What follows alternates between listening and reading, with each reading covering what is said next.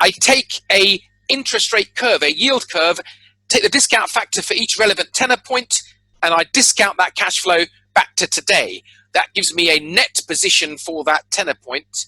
I discount assets and liabilities. What's the net number between those two? That gives me a baseline EVE for that tenor bucket. I then sum that up. That's the present value of the banking book. Now, this one here goes out to 20 years. You need to go out to the longest dated interest rate repricing maturity of your banking book. If, for example, you're doing 25-year fixed rate mortgages, then you would need to go out to 25 years. Okay, if you're doing 25-year floating rate mortgages and you have an option to reprice that mortgage balance every month, then it would go in the 1 month bucket. Now, the right-hand side box is talking about what curve to use.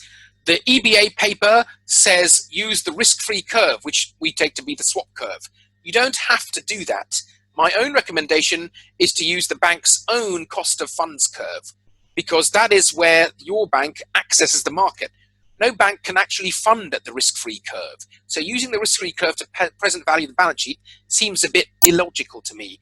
However, there's nothing wrong with it, and the regulator will accept that if you wish. My own recommendation is to use your own cost of funds curve when present valuing the balance sheet. And there's how I work the sensitivity. I recalculate at the new tenor point. This example here is a flat curve change. And then the difference between the two is my EVE sensitivity.